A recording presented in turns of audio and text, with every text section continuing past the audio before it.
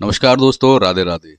दोस्तों, मैं कर रहा हूँ हीलिंग चैलेंज, जिसका आज हमारा 6वां दिन, जहाँ मैं कर रहा हूँ exercise, breathing exercise, yoga, meditation और पढ़ रहा हूँ एक ऐसी बेहतरीन बुक जिसका नाम है थिंक एंड ग्रो रिच। पिछले दिनों मैं इसका पहला चैप्टर सुना चुका हूँ और आज मैं पढ़ने जा रहा हूँ चैप्टर 2, डिजायर, इच्छा की शक्ति। तो चलिए शुरू करते हैं आज की कहानी को।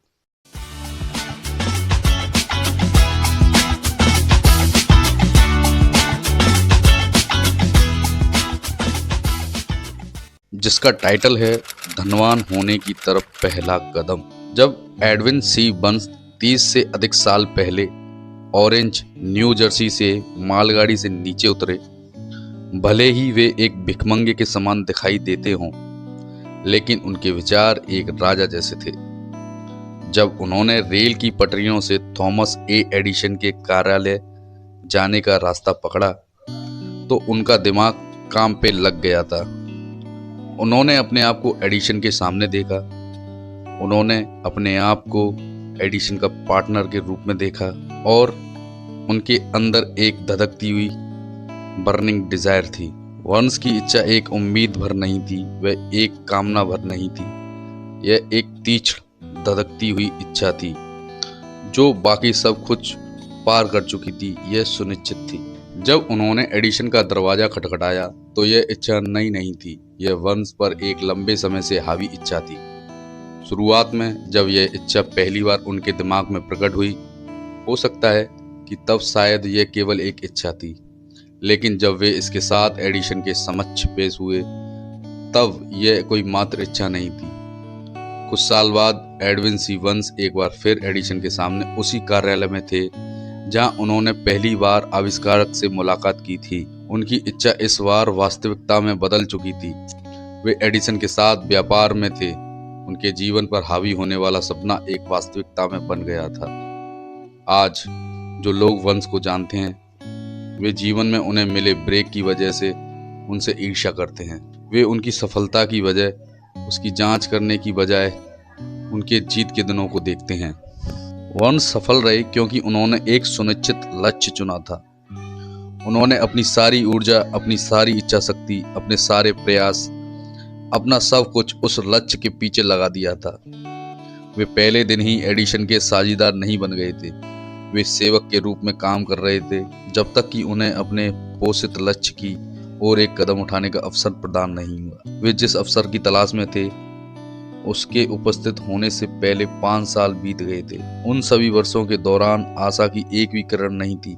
उनकी इच्छा की प्राप्ति का उनसे एक भी वादा नहीं किया गया था, लेकिन उनके मन में बहुत पहले ही, उसी दिन से जब से वे पहली बार काम करने आए थे, वे समय के हर मिनट एडिशन के पार्टनर थे। ये निश्चित इच्छा शक्ति का एक उल्लेखनीय उदाहरण है। वंश ने अपने लक्ष्य को जीता क्योंकि वे और जो कुछ भी चाहते थे उसकी तुलना में उनका श्री एडिशन का व्यापार पार्टनर बनने की इच्छा अधिक थी। उन्होंने एक योजना बनाई जिसके द्वारा उस उद्देश्य को प्राप्त करना था, लेकिन उन्होंने अपने पीछे के सभी पुलों को जला दिया। वे अपनी इच्छा से खड़े थे जब तक कि यह उनके जीवन का एक हावी जुनून और अंत में एक तथ्य न बन गया हो। जब वे ऑरेंज गए, उन्होंने खुद से ये नहीं कहा था मैं एडिशन को अपने लिए एक सुविधाजनक नौकरी देने के लिए प्रेरित करने की कोशिश करूंगा। उन्होंने कहा मैं एडिशन से मिलूंगा और उन्हें नोटिस दूंगा कि मैं उनके साथ व्यवसाय करने आया हूं। उन्होंने ऐसा नहीं कहा कि मैं कुछ महीनों वहां काम करूंगा और यदि मुझे कोई प्रोत्साहन नहीं मिला तो मैं उसे छोड़ दूंगा और कहीं दूसरी जगह नौकरी ढूंढ लूंगा। उन्होंने कहा मैं कहीं भी शुरू कर दूंगा, मैं वह कुछ भी करूंगा जो एडिशन मुझे करने के लिए कहेंगे, लेकिन अंततः मैं उनका पार्टनर बन जाऊंगा। उन्होंने ऐसा नहीं कहा एडिशन के संगठन में मैं जो पाना चाहता हूं उसमें असफल होने की स्थिति में मैं एक और अवसर के लिए अपनी आंखें खुली रखूंगा। उन्होंने कहा था इस दुनिया में बस एक ही चीज है जिसे पाना मैंने निर्धारित किया है और वह थॉमस एडिशन के साथ व्यापार पार्टनर बनना। मैं अपने पीछे लौटने के सभी पुलों को जला दूंगा, अपने पूरे भविष्य को मैं जो चाहता हूँ उसे पाने की अपनी क्षमता को दांव पर लगा दूंगा। दोस्तों, यहाँ सोचने वाली बात यह है कि यहाँ लेखक कहते हैं कि आपके अंदर किसी भी चीज को पाने के लिए जुनून होना चाहिए, आपकी इच्छा, बर्निंग इच्छा होनी चाहिए। दोस्तों, इच्छा में और बर्निंग डिजायर में अंतर ये होता है कि जब भी हम किसी से इन्फ्लुएंस होते हैं, जब भी हम किसी से प्रभावित होते हैं या थोड़ा बहुत किसी चीज़ से मोटिवेट हो जाते हैं, तो हमारे पास एक टेम्पररी इच्छा आती है, टेम्पररी डिजायर आता है कि नहीं, मुझे ये करना है। और ये टेम्पररी इच्छा बार बार बदलती रहती है, किसी ना किसी से प्रभावित होती रहती है। लेकिन जो बर्निंग डिजायर होता है, एक्चुअल में वो इच्छा होती है जो आप शुरू से बनना चाहते हैं, जो आप शुरू से करना चाहते हैं। ये आपके सीने में एक अग्नि, एक लौ की तरह हमेशा जलती रहती है। ये आपको सोने नहीं देती, खाने नहीं देती, पीने नहीं देती। ऐसी इच्छा जब आपके अंदर उठ रही हो और आप वहां पर पहुंचने का सपना देख रहे हो, जब आप इमेज कर रहे हो कि वो इच्छा जब आपकी पूरी हो गई हो, तो आपको कैसा महसूस हो रहा है। तो लेखक कहते हैं ऐसी ही इच्छा आपको आगे बढ़ाने में मदद करती है।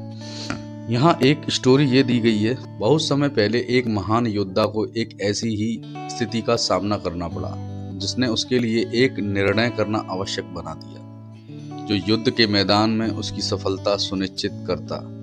वह अपनी सेना को एक ऐसे शक्तिशाली दुश्मन के खिलाफ भेजने जा रहा था, जिसके सैनिकों की संख्या अपने से कहीं अधिक थी। उसने अपने सैनिकों को नावों में सवार किया, दुश्मन के देश के लिए रवाना किया, सैनिकों और उपकरणों को उतारा। उसके बाद उन्हें लेकर आने वाली नावों को जलाने का आदेश दे दिया। पहली लड़ाई से पहले अपने सैनिकों को संबोधित करते हुए कहा, आप नौकाओं से उठते हुए धुएं को देख रहे हैं। इसका मतलब है कि जब तक हम जीत नहीं जाते, हम इन तटों को जीवित रहते हुए नहीं छोड़ सकते। हमारे पास अब कोई विकल्प नहीं है, हम या तो जीतेंगे या हम नष्ट हो जाएंगे। और यकीन मानो दोस्तों, वो जीत गए। दोस्तों, अक्सर आपने देखा होगा, जब आपके पास ऑप्शन बहुत होते हैं तो आप सक्सेस नहीं हो पाते हैं। एक गवार आदमी में और एक पढ़े लिखे आदमी में यही अंतर होता है।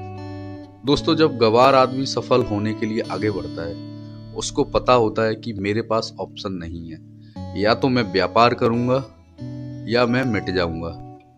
जबकि एक पढ़ा लिखा आदमी जब व्यापार में उतरता है तो वो सोचता है कि मेरे पास डिग्रियां हैं, यदि मैं व्यापार नहीं कर पाऊंगा तो नौकरी कर लूंगा। और इसी वजह से ज़्यादातर केसों में 80% पढ़े लिखे लोग नौकरी करते हैं, 80% कम पढ़े लिखे लोग व्यापार कर रहे होते हैं।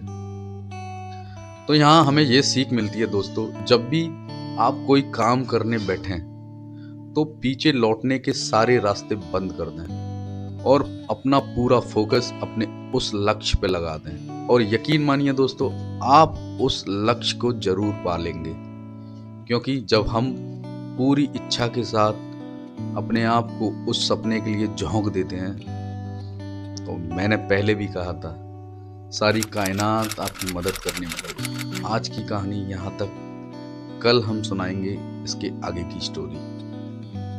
यदि आपको ये मेरी वीडियो अच्छी लग रही हो, यदि आपको लग रहा हो कि मैं कुछ ऐसा कर रहा हूँ जिससे मेरी और आपकी ज़िंदगी बदल सकती है, तो दोस्तों वीडियो को लाइक करिए, कमेंट करिए, शेयर करिए और सब्सक्राइब जरूर करिएगा दोस्तों। धन्यवाद दोस्तों।